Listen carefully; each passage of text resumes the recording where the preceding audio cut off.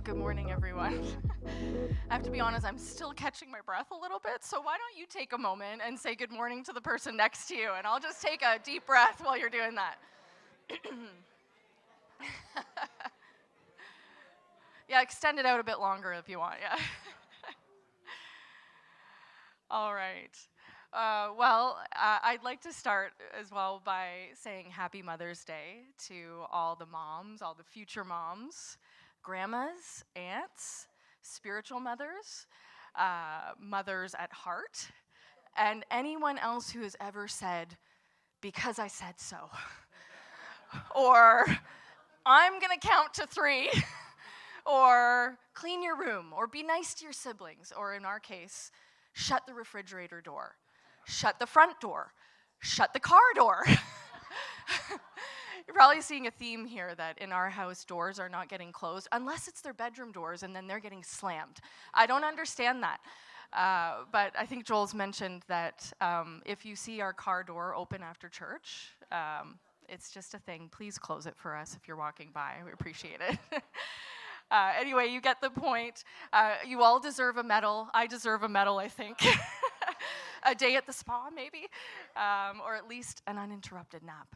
Yeah. But recently, my mom and my sisters started a fun tradition to celebrate each other's accomplishments and to show each other our appreciation for one another. And sometimes just for no reason at all, if I'm being honest. And here's what we do. We buy a cake, and we get, because who doesn't love a good piece of cake, by the way? And then we get the words, "You deserve this," inscribed on it. And let me tell you, it is fun, it's cute, but it's also just a very delicious way to remind each other of our value. And today I want you all to be reminded of your value. On Mother's Day, I have the privilege to acknowledge just all the wonderful women in this church family. As I said, all our grandmothers and aunts and godmothers and spiritual mothers, women who have made very significant contributions to their families and to this church community.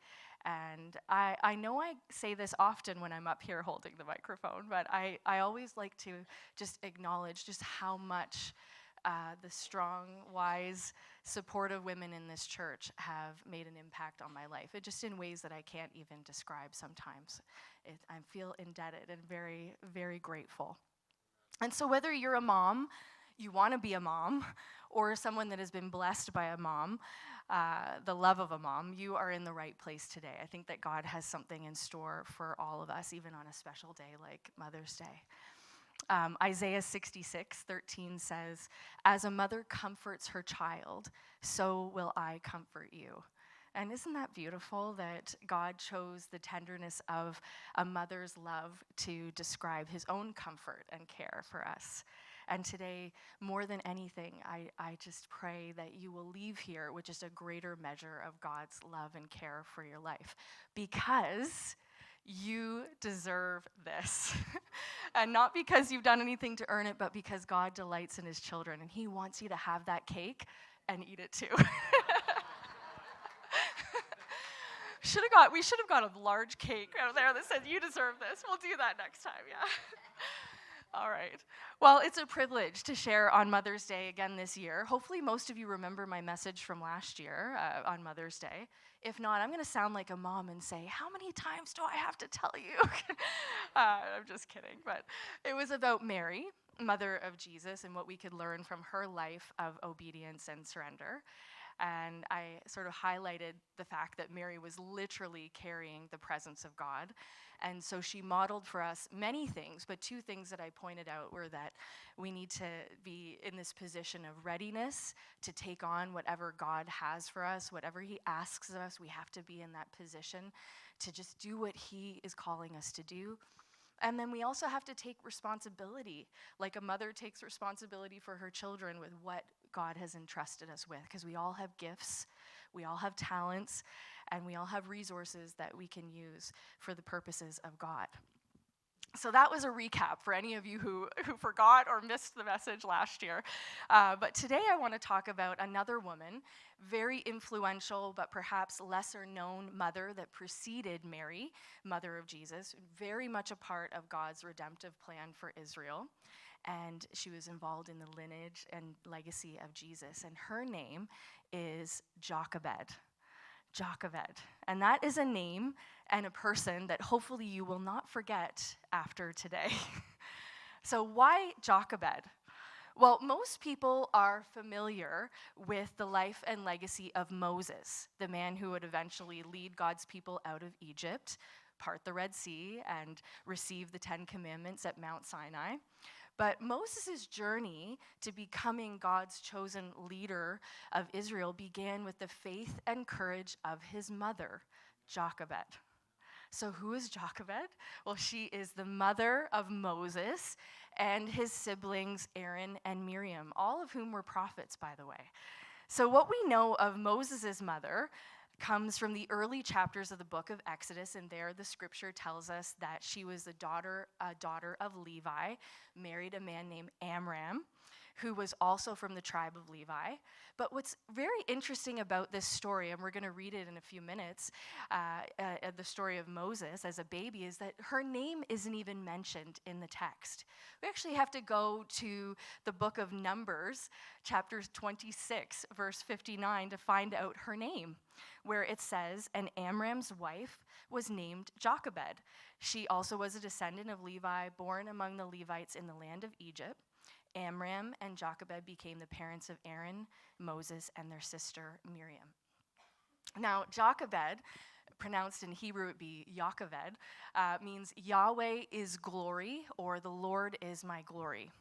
And so her name is one of the earliest in the Bible to contain this divine element Yah from Yahweh, which shows already that she's got very deep spiritual roots to her identity.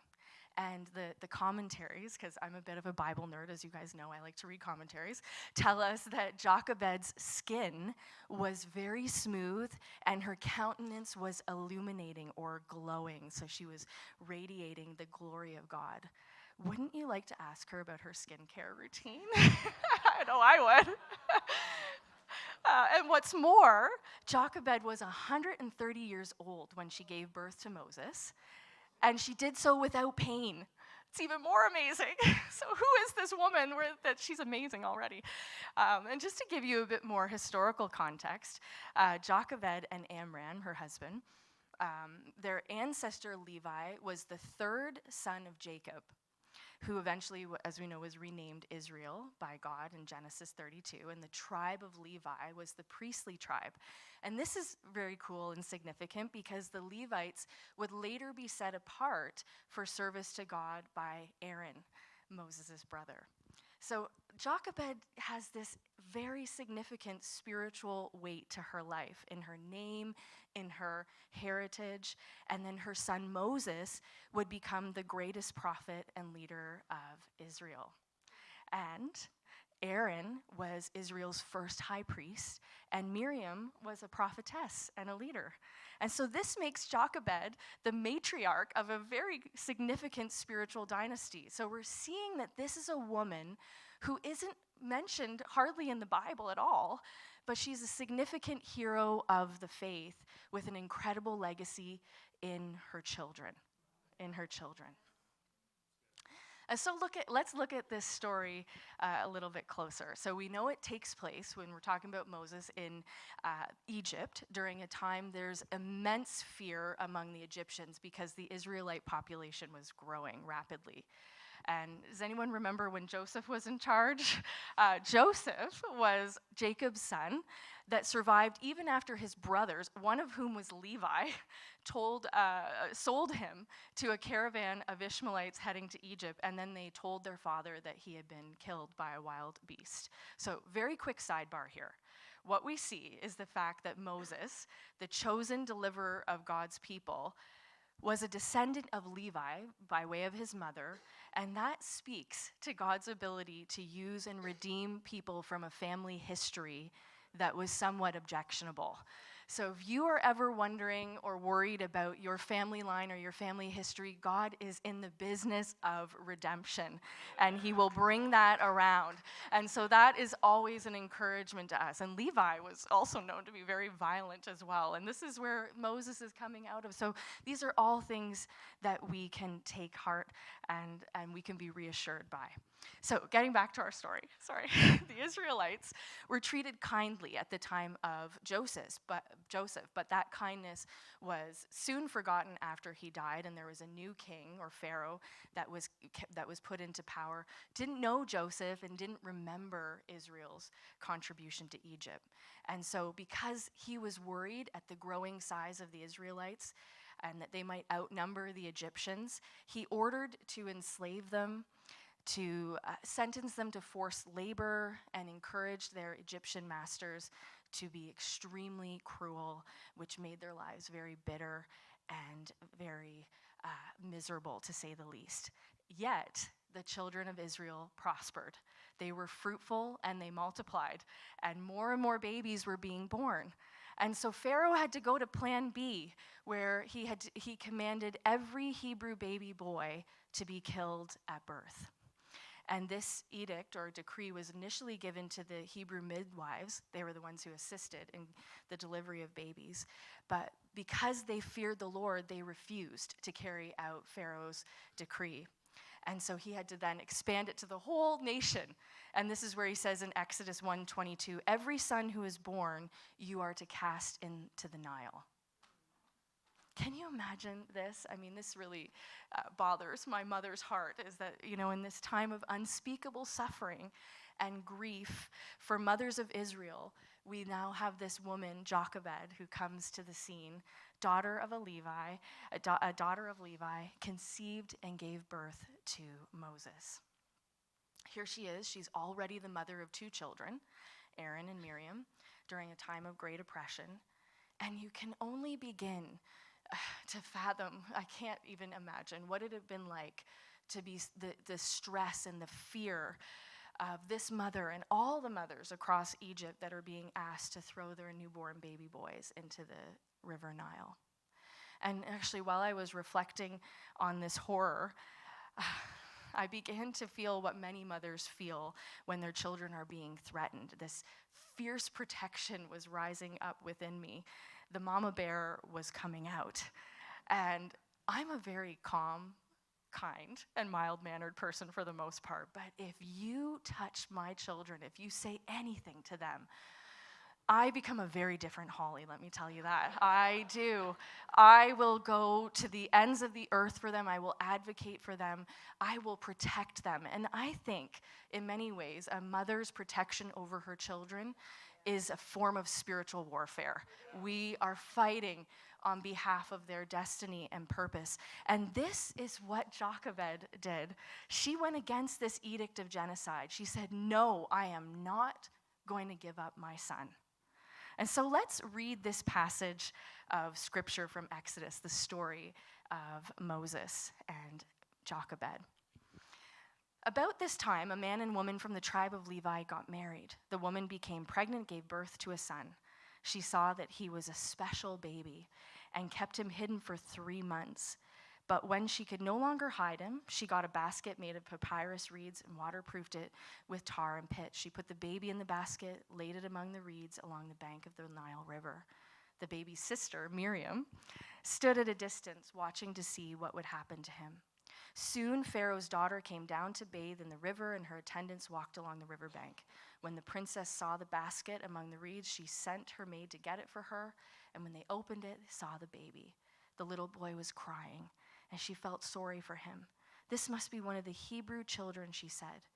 Then the baby's sister, Miriam again, who's very prominent in this story as well, approached the princess. Should I go and find one of the Hebrew women to nurse the baby for you, she asked. Yes, do, the princess replied.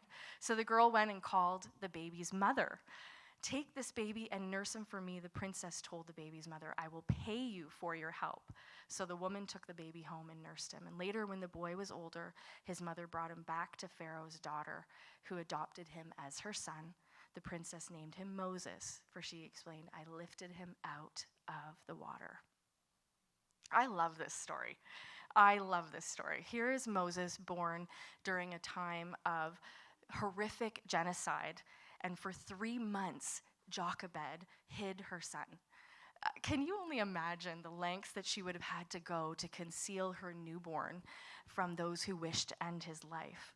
Escaping to another country or land was not an option, and so every sound and every cry would have had to be silenced.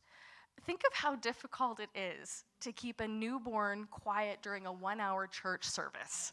And now think about having to do that for 3 months. I think about how every dirty diaper would have had to be carefully disposed of. Jochebed's other children, Aaron and Miriam, would have had to be coached on what to say if they were approached by any of the Egyptian guards. Jochebed's every moment and every movement would have had to be carefully planned out so that there wouldn't be any suspicions of her behavior or her absence. And with the king ordering the whole nation to participate in this murder of Hebrew babies, Jochebed had to wonder if any of her neighbors were going to be trusted to keep their secret. But all this stress and turmoil, she remained vigilant and committed to protecting her son. But after 3 months of living in the shadows, she realized, okay, this is putting a pretty high risk on the rest of my family. I can't keep him forever. So she made a very courageous decision to no longer hide him, get a basket, and put the baby in the basket among the banks of the Nile River. And this is where her courage and faith become on full display. We're really seeing it in this moment. I can't imagine what that would be like. I cannot imagine putting one of my children in a basket and setting them afloat in the water, just hoping that somehow they might be rescued. So she was intensely courageous, but also strategic, because what she did was she hid her baby in this basket near the royal bathing place in the Nile. This probably wasn't by accident. She somehow held this hope inside of her that Moses would be rescued. And sure enough, as we read, and we just read, the daughter of Pharaoh came down to bathe in the Nile and discovered Moses in the basket. Now, she could have turned him over to the Egyptian guards, having identified him as a Hebrew baby, but by the grace of God, she was moved with compassion and willing to defy her father's decree to rescue the baby. And in doing so, she now safeguarded the life of God's chosen leader. And what's so interesting about this story is that after that, we read that Moses' sister, Miriam, also stepped forward in courage and cleverly offered to find a nurse to feed and care for the baby. Had Miriam been instructed to do this? Was this part of the plan all along? I mean, we don't know. But nonetheless, she was able to return to her own mother and tell the miraculous news that Moses had been rescued.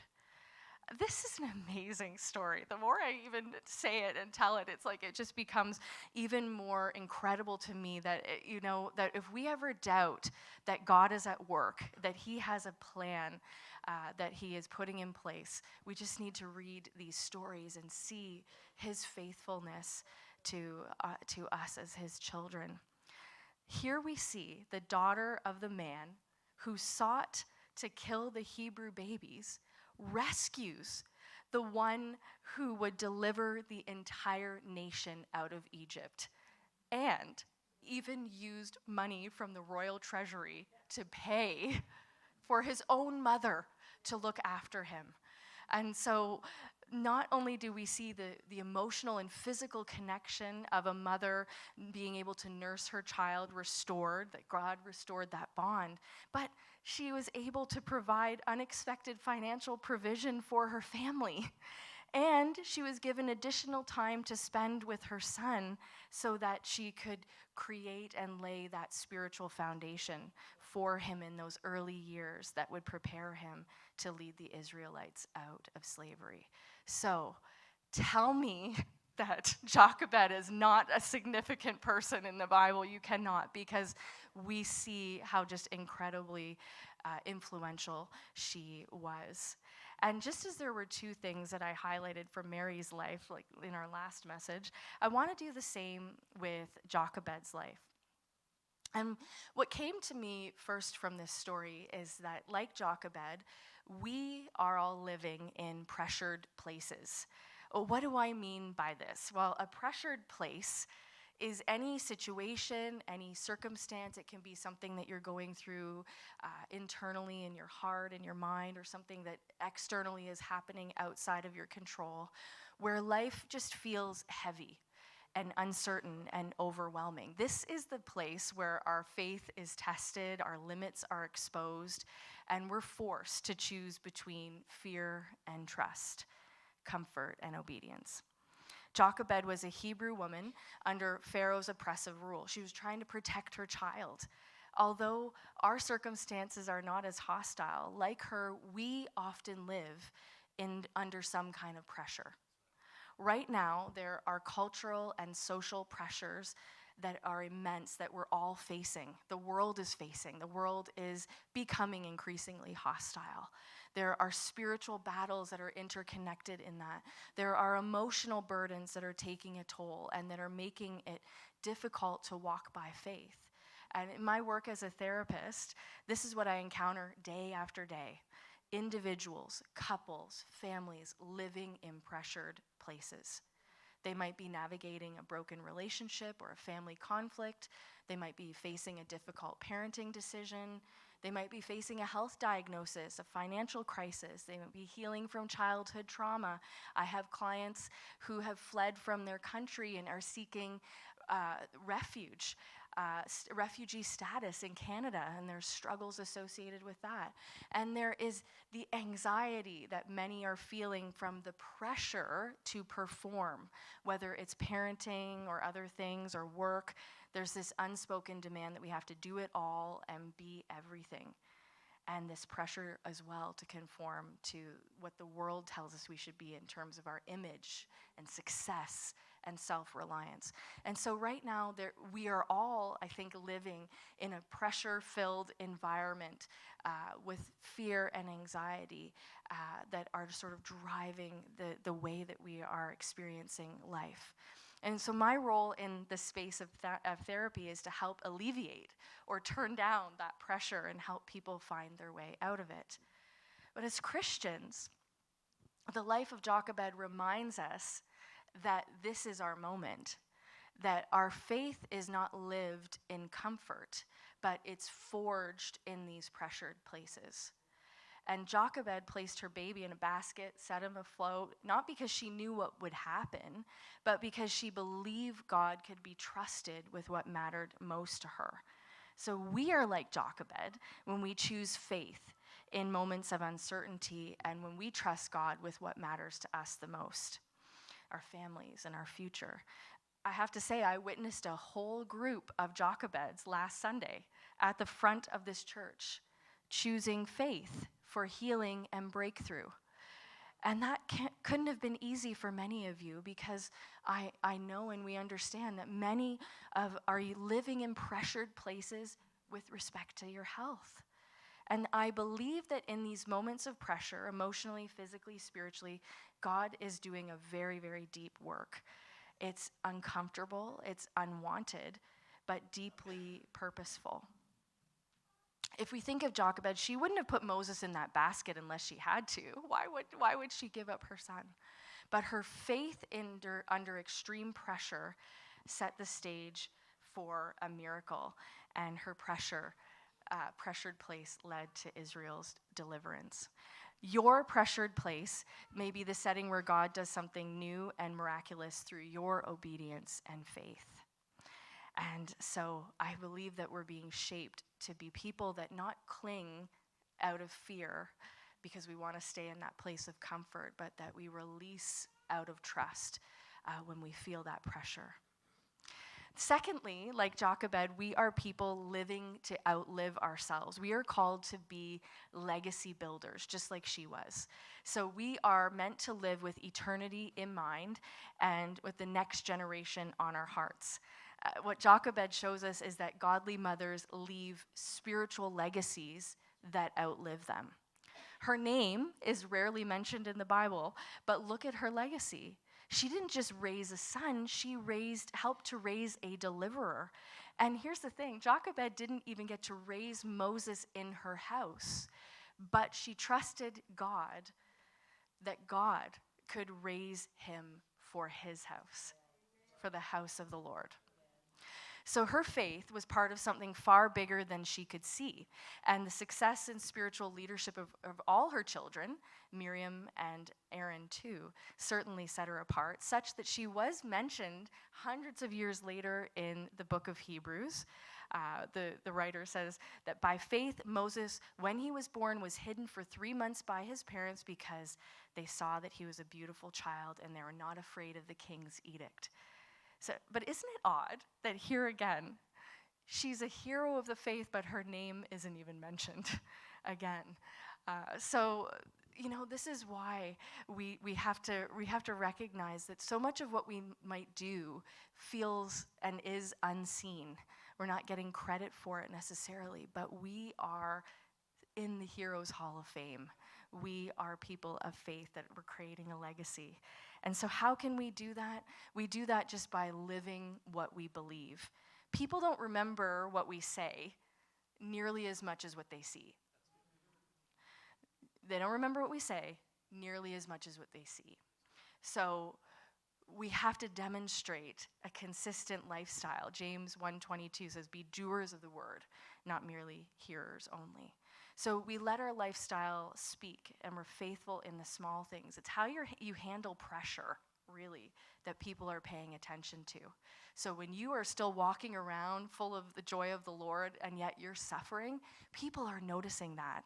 And that is going to make a very big difference in the atmosphere and in the environment that we're in right now, where so many people are stressed and anxious and afraid.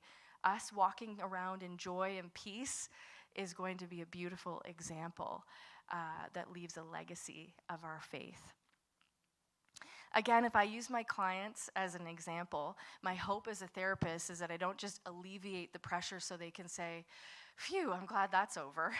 I want them to say, "Phew, I'm glad that's over, and I learned so much about myself. In the process, I now have tools and resources that I can use, not only to help myself, but to help others."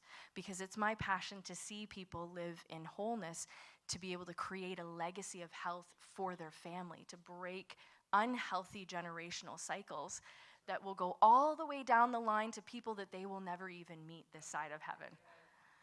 And so this is why what we're doing, just living out our life in faith, demonstrating the fruits of the Spirit, is so influential. Praying, we can pray, we can all pray. This is a house of prayer, and I love that. I think I'm standing here because of prayer. And so we pray consistently for our children, family, friends, and the future generations. We've heard the powerful results of what happens because somebody prayed. I don't think we're going to forget that message anytime soon because it's so powerful. Somebody prayed, and that sows seeds that we might not necessarily see, but it does have a massive impact. And then lastly, we can share our story of God's faithfulness. We just sang about, how God, all our lives, God has been faithful to us. And that encourages somebody else's faith journey. So don't hide your struggles. Don't hide your victories either. Talk openly about what God brought you through. Yesterday at the women's breakfast, I listened to Marilyn share with beautiful passion. Marilyn always comes with so much passion. That's part of the legacy that she is leaving, by the way, of how God has been faithful to her throughout her whole life. To such an extent that tears were streaming down her face. And I just loved hearing that. I was so blessed because that encouraged my heart, and it reminded me that to remain steadfast because God will always be faithful. And that's legacy building. Psalm 78:4 says, "We will tell the next generation the praiseworthy deeds of the Lord." So here's what I've learned about legacy so far. It isn't what we leave for people, it's what we leave in people. And I think that is something that God is really wanting us to grasp in this day. that the life that we are demonstrating is leaving something in other people. And it's born out of just our ordinary obedience, our everyday life that meets his extraordinary will and purpose for our lives and our extraordinary faith. And so like Jochebed, your quiet, sometimes hesitant yes to God is going to echo for generations. We are walking the walk of faith and perseverance in these pressured places, and I believe it's making a mark on the world that we can't even fathom. How could Jochebed have known that her son would become the leader and the deliverer of Israel? She might have had an inkling, because we all think our children are going to be the absolute best in the world. We do. But she couldn't have known all of that. She just trusted God to save her son. And so we are encouraged to live like she did, with eternity in mind and the next generation on our hearts. So sometimes you may feel unseen, but I want to encourage you today that your faith, especially when you're in these pressured places, when you're going through things that are really difficult, is planting seeds that will grow beyond your lifetime. So remember the name and the person of Jochebed, who wasn't mentioned very much in the Bible, but whose legacy is profound and far-reaching. Let's have that be our story as well, because that's what love and faith looks like. You might have to do things that are costly and quiet, unseen, and without many guarantees. But in doing that, we know that heaven takes notice, and it delights the heart of our Father. And so today, as I bring this message on another godly mother, a mother who knows best, to a close, I want to leave you with 3 questions. The first is, where in your life is God calling you to be like Jochebed? What does he want you to do to be more courageous? Where does he want you to be a little more courageous in your life? What or who might he be asking you to entrust to him? Now, this could be anything. For us as parents, it's our children. We're entrusting them to the Lord every day, again and again, as we send them out. But it could be anything. It could be your health. It could be your finances. It could be the calling that God has for your life. It could be a change that he wants you to make. Anything. What might he be asking you to entrust to him? And are you planting seeds of legacy through your life and through prayer and through sharing what God has done with others that you may never see, but you can trust God will grow? I think these are important questions. They're challenging questions, ones that even I'm asking myself as well. They're challenging for us as mothers, but more importantly for all of us. These questions are for all of us who, as followers of Jesus, who want to live like Jochebed with courageous faith and with a legacy that will outlast us. Yeah. All right. So happy Mother's Day. Be encouraged today. You are leaving a legacy, and it is going to outlast you, even though your name may not be mentioned like Jochebed's. You will be remembered.